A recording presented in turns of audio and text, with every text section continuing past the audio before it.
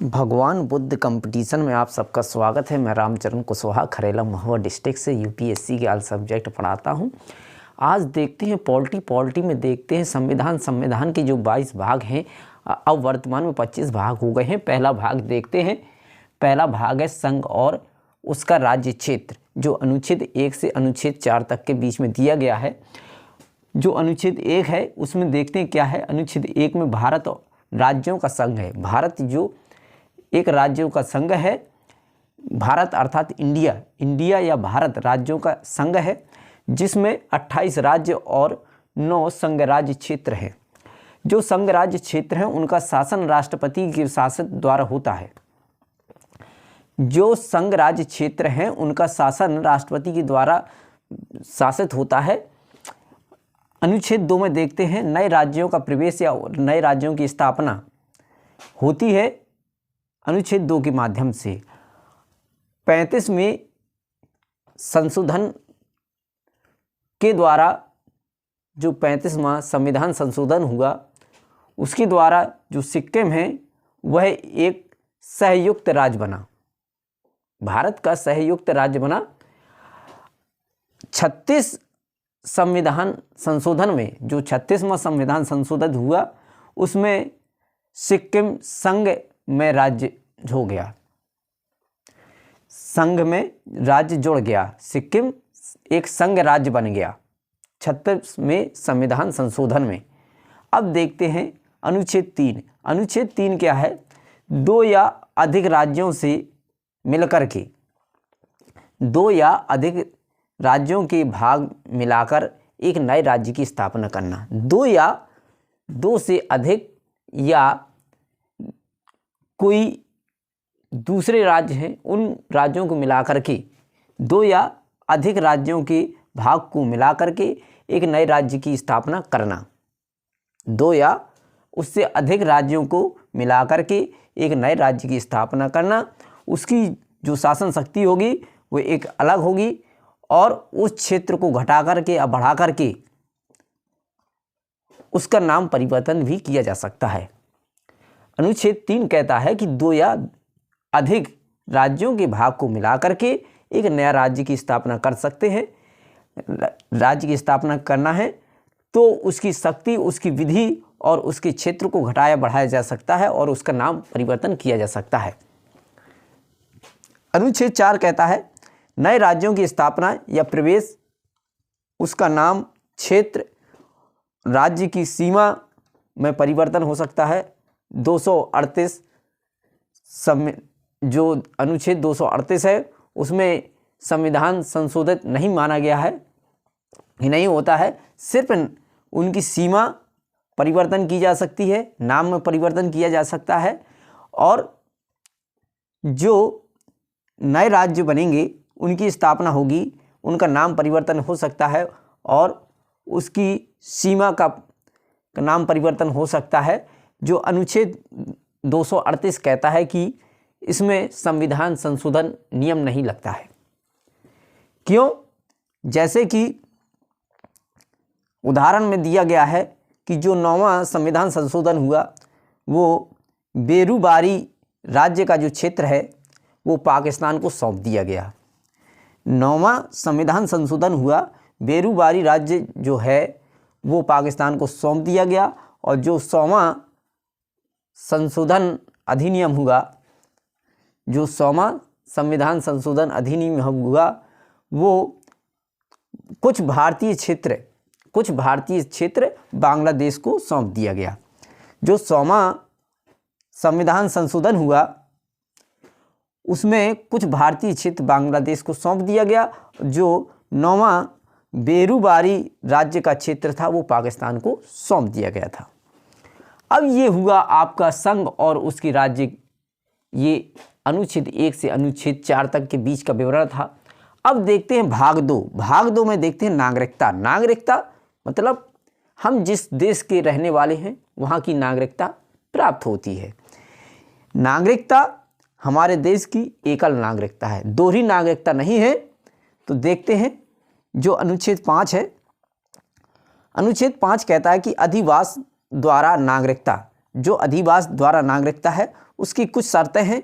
Number 1, जन्म से या दूसरी शर्त उसकी ये है कि उसके माता पिता कोई भी एक हमारे भारत के किसी भी राज्य में उसका जन्म होना चाहिए या रहने वाला हो। तीसरी शर्त ये थी कि संविधान के प्रारंभ से ठीक पहले 5 वर्ष या 5 वर्ष उसे यहाँ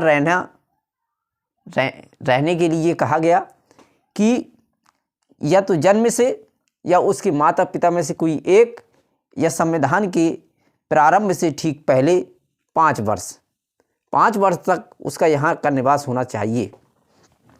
ये अनुच्छेद 5 कहता है। अनुच्छेद 6 कहता है कि पाकिस्तान से प्रव्रजन करके भारत में आए लोग, उनकी नागरिकता कैसे, जो पाकिस्तान से भारत आए उनकी नागरिकता किस प्रकार से है, उसमें भी 2 शर्तें थी। वो 2 शर्तें क्या थी देखते हैं। पाकिस्तान में जो भी व्यक्ति पाकिस्तान से भारत आए थे उनके लिए 2 शर्तें थी। नंबर 1, माता पिता, दादा दादी, नाना नानी किसी एक का जन्म भारत में होना। 1935 जो अधिनियम था उसमें माता पिता, दादा दादी या नाना नानी किसी एक का जन्म होना जरूरी था। दूसरी शर्त यह है कि 19 जुलाई 1948 के पहले या उसके बाद हमें 6 माह पूर्व हमें एक आवेदन देना होगा जिससे हमें वहाँ की नागरिकता प्राप्त होगी। कहने का आशय ये हुआ कि जो अनुच्छेद 6 है, जो पाकिस्तान से भारत लोग आए थे उसके लिए 2 शर्तें थीं। नंबर 1, माता पिता, दादा दादी, नाना नानी इनमें से किसी एक का जन्म होना 1935 के आधारित था कि 1935 के माध्यम से इनका जन्म होना चाहिए था। और दूसरी शर्त ये थी कि 19 जुलाई 1948 के पहले या बाद जो भी लोग यहाँ आए हैं उनको 6 महीने का आवेदन देना होगा। इसके बाद उनकी नागरिकता दी जाएगी। जो अनुच्छेद 7 कहता है, अनुच्छेद 7 में है क्या कि पाकिस्तान को प्रव्रजन इसमें था, पाकिस्तान से इसमें पाकिस्तान को प्रव्रजन किया है। जो भारत के लोग थे वो पाकिस्तान को चले गए। उसके लिए कहना है कि 1 मार्च 1947 के बाद जो भी पाकिस्तान गए हैं तो अपने यहाँ की नागरिकता छोड़ दें या वापस आए तो वही शर्त फिर वही लागू होगी कि उनका भी जन्म यही होना चाहिए, माता या पिता किसी एक का, और 19 जुलाई 1948 के पहले या बाद 6 माह का आवेदन होना चाहिए था। ये अनुच्छेद 7 कहता है। इसके पहले ये था अनुच्छेद 6 में कि पाकिस्तान से प्रव्रजन होकर के, अनुच्छेद 7 कहता है कि पाकिस्तान को प्रव्रजन करके। ठीक। अनुच्छेद 8 में देखते हैं, भारत के बाहर जो भी भारत के बाहर है वो भारतीय मूल नागरिक हैं, लेकिन इसमें जब भारत के बाहर अगर वो भारतीय मूल हैं तो उनके लिए अनुच्छेद 8 विवरण देता है क्या कि वो अगर दूसरी जगह जाते हैं तो फिर उनकी नागरिकता भारत से चली जाती है। ठीक। इसके बाद अनुच्छेद 9 कहता है, 9 क्या है, नागरिकता की समाप्ति। कोई भी अपनी स्वेच्छा से किसी देश की नागरिकता को ग्रहण कर सकता है। ठीक। और दूसरे देश की नागरिकता ले सकता है। अपने देश की नागरिकता को स्वेच्छा से छोड़ सकता है और दूसरे देश की नागरिकता को ले सकता है। ये अनुच्छेद 9 में दिया गया है। अनुच्छेद 10 कहता है किसी भी व्यक्ति की नागरिकता उसका अधिकार संसदीय विधान के अलावा अन्य रीतियों से नहीं छीनी जा सकती है। किसी भी व्यक्ति की नागरिकता का अधिकार केवल संसदीय विधान के अलावा अन्य किसी रीति से नहीं उसकी छीनी जा सकती है। नागरिकता को, उसकी नागरिकता को अन्य किसी रीति के द्वारा नहीं छीनी जा सकती है, सिर्फ संसदीय विधान के द्वारा ही छीनी जा सकती है, अन्यथा किसी के माध्यम से उसकी नागरिकता नहीं छीनी जा सकती है। और देने का अधिकार भी केवल संसद को है। अनुच्छेद 11 कहता है नागरिकता देने के लिए कौन है? नागरिकता देने के लिए संसद, केवल संसद को ये शक्ति है कि आपकी नागरिकता केवल संसद ही दे सकती है, ये अनुच्छेद 11 कहता है। इसके बाद देखते हैं नागरिकता अधिनियम 1995। नागरिकता अधिनियम 1995 क्या है? इसका कहने का आशय ये है कि जन्म से किसी भी व्यक्ति का जन्म के आधार पे, उसके वंश के आधार पर, पंजीकरण के आधार पर या देशीयकरण लंबे समय से यहाँ रह रहा हो, ये आपका नागरिकता अधिनियम कहता है। 1995 वाला नागरिकता अधिनियम कहता है कि जन्म से वंश, या तो वंश हो या जन्म से हो या उसका पंजीकरण हो या देशीकरण इसी के द्वारा या लंबे समय से इसी देश में रह रहा हो। ठीक, ये आपकी। अब देखते हैं अनिवासी भारतीय। अनिवासी भारतीय होते क्या हैं? NRI। इनके पासपोर्ट के द्वारा किसी भी देश में जाना या वहाँ नौकरी करना या व्यवसाय करना किसी दूसरे देश में, उनके लिए सिर्फ ये है कि अगर वो हमारे यहाँ फिर आते हैं तो उनको नागरिकता दी जाएगी, लेकिन नागरिकता मिलने के बाद उन्हें शिक्षा का अधिकार मिल जाएगा, उन्हें वोट डालने का अधिकार मिल जाएगा, मताधिकार मिल जाएगा, और बैंकों में मुद्रा खाता खोलने के लिए भी मिल जाएगा बैंकों में। लेकिन चुनाव लड़ने के लिए साधारण नहीं हो पाएगा, कि चुनाव लड़ना साधारणतया नहीं है। यहाँ पे आपको नागरिकता तो मिल जाएगी, उसकी शिक्षा मिल जाएगी, आपको बैंक में खाता खोलने का अधिकार भी मिल जाएगा, लेकिन चुनाव लड़ने साधारणतया नहीं, मतलब आपको चुनाव लड़ने के लिए अनुमति नहीं मिल पाएगी, आपको ये नागरिकता के द्वारा नहीं मिल पाएगी।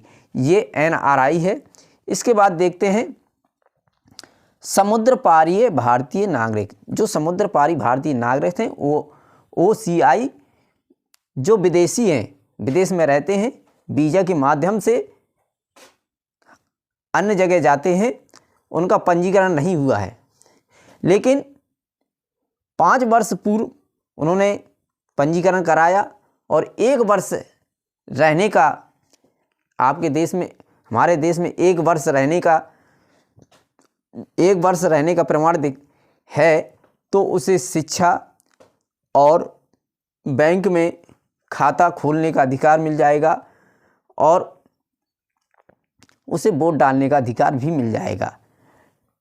और इसके बाद भारतीय मूल व्यक्ति, जो भारतीय मूल व्यक्ति हैं, PIO है क्या देखते हैं। जो हमारे पूर्वज, भारतीय पूर्वज अगर यहीं रहते हैं भारत में और इसके बाद 15 वर्ष के वीज़ा के माध्यम से कहीं बाहर चले गए और 180 दिन का पंजीकरण लगा करके अगर वह कम से कम 7 वर्ष यहाँ रह रहे होंगे, तो उन्हें शिक्षा, खाता, बैंक में खाता और वोट डालने का अधिकार मिल जाएगा, लेकिन चुनाव नहीं लड़ सकते हैं।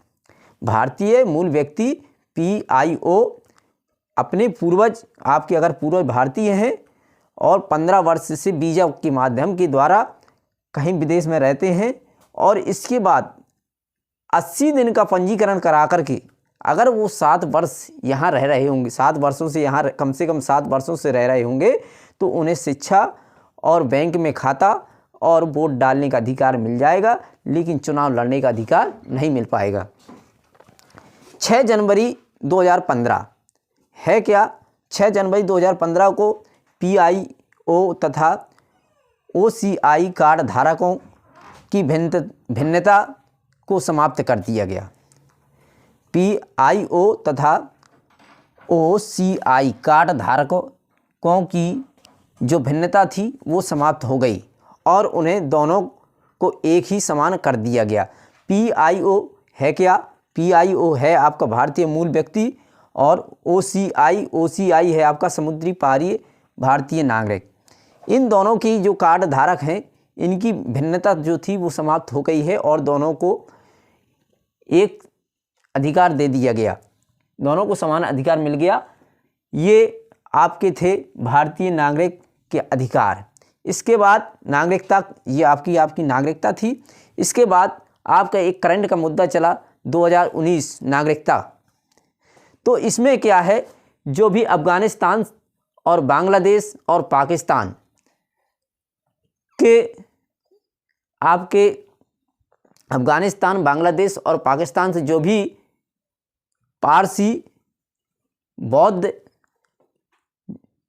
उसमें वहाँ गए हैं और उनकी नागरिकता के लिए इसमें विवरण दिया गया था कि इनकी नागरिकता, इन पर व्यवहार कुशल पूर्वक अच्छा होना चाहिए था। और ये 2019 का जो नागरिकता अधिनियम था वो ये था। अगर ये मेरा वीडियो आपको पसंद आए तो उसे लाइक करें, शेयर करें, कमेंट करें।